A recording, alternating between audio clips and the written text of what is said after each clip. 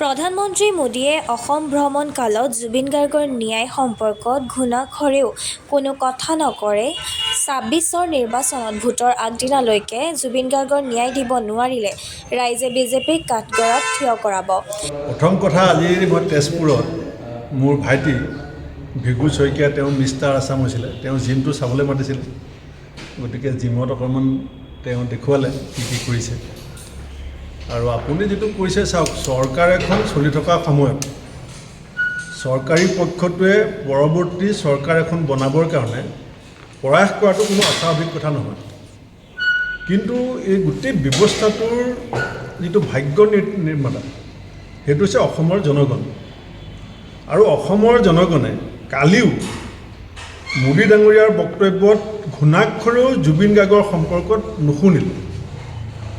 আজিৰ তাৰিখতো বহুতৰ চকুপানী শুকোৱা নাই যে জুবিন গাৰ্গে প্ৰকৃততে ন্যায় পাবনে নাপায়।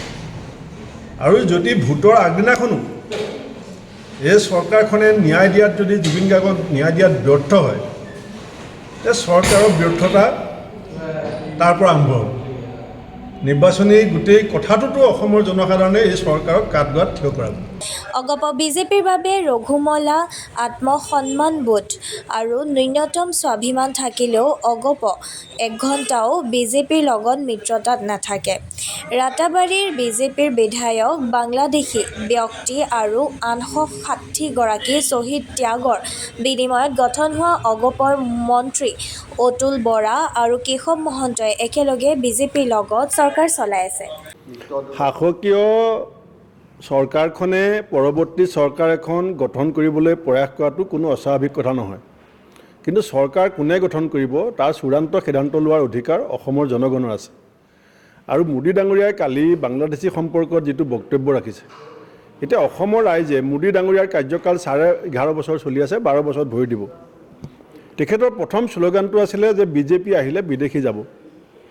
আজিৰ তাৰিখত 834 কিলোমিটাৰ ভাৰত বাংলা সীমান্ত উন্মুক্ত হৈ আছে। বৰ্ডাৰ ফেন্সিঙৰ কাম তেওঁলোকে আজিলৈকে সম্পূৰ্ণ কৰিব নোৱাৰিলে। 12 বছৰত যি কাম কৰিব নোৱাৰিলে, তেখেততো আগতে কি কৈছিলে যে কংগ্ৰেছে 60 বছৰত কৰিব নোৱাৰা কাম আমি 60 মাহত কৰি দিম। এতিয়া 132 মাহ হ'ল, আপুনি 60 মাহ বিচাৰিছিলে। আজি আপোনাৰ এই কাৰ্যকালৰ ভিতৰতে বাংলাদেশী ব্যক্তি ৰাতাবাৰীৰ পৰা জিকি আহি পেলাই বিজেপিৰ পদুম ফুলৰ চিনত জিকি আহি বিধানসভাত বহি আছে। আৰু 860জন শ্বহীদৰ কেঁচা তেজৰ বিনিময়ত দল গঠন কৰি অসম গণ পৰিষদে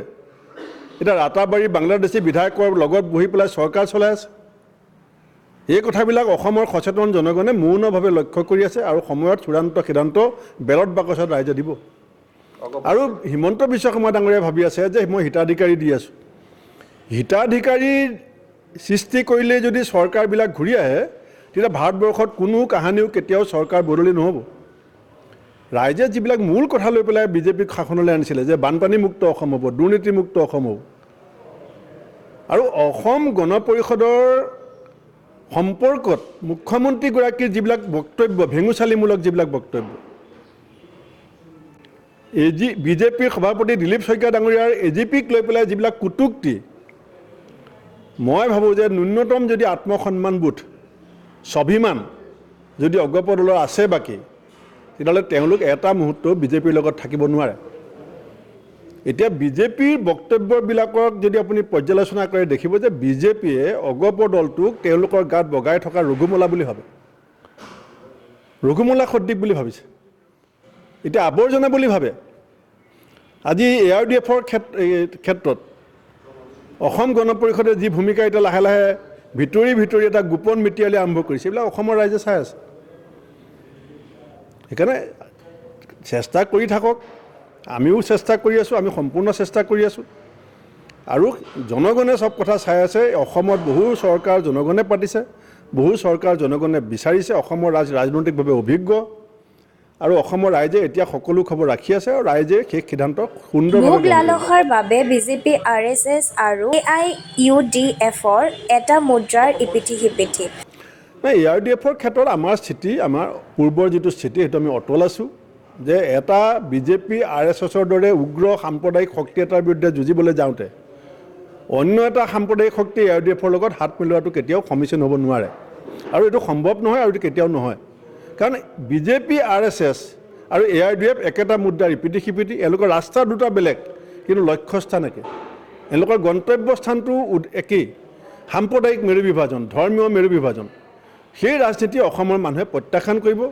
আৰু তাৰ কাৰণে বৰ বেছি দিন নাই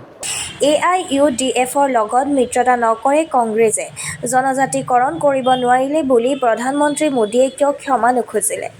বিজেপি আহিলে বিদেশী যাব বুলি ক'লেও বাংলাদেশী বিধায়ক হৈছে অসম বাংলা সীমান্ত উন্মুক্ত হৈ আছে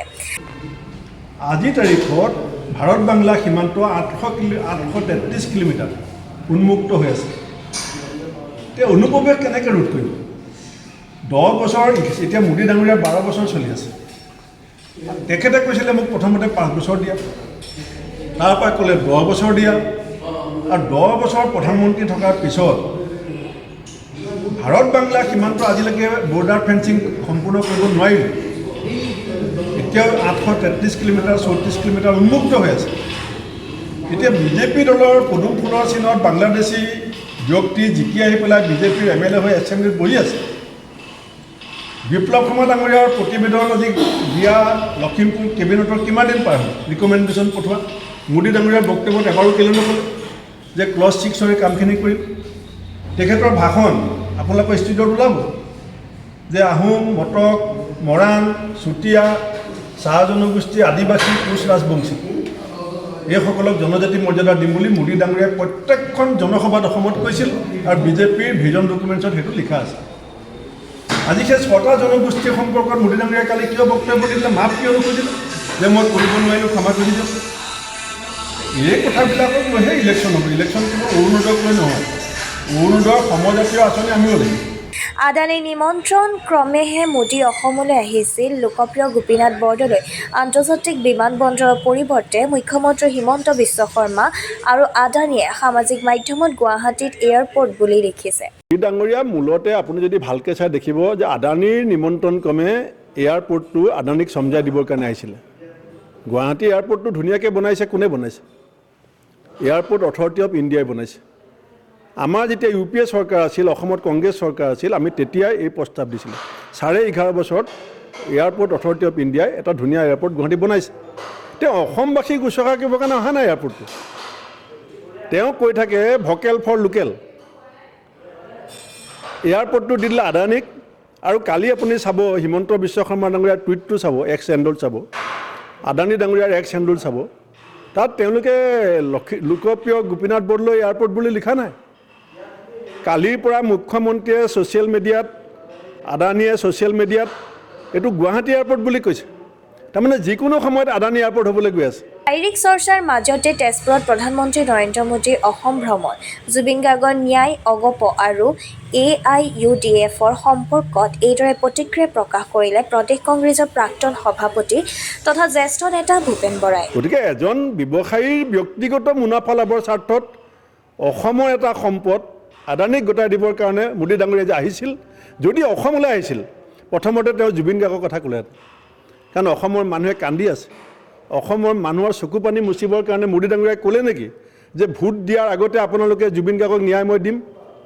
অসমীয়া জাতিৰ হিয়াৰ আমঠু জুবিন গাৰ্গৰ সম্পৰ্কত এটা টু শব্দ কিয় নক'লে তেওঁ এসময়ত ভাষণ দিছিল যে বাংলাদেশৰ কাৰেঞ্চি পাকিস্তানৰ কাৰেঞ্চি ঠিকে থাকে অসমৰ কাৰেঞ্চি ডলাৰৰ তুলনাত কিয় গিৰিছে কিয় নামিছে অৱনমিত হৈছে এতিয়া তেওঁ মাত নেমাতে কেলে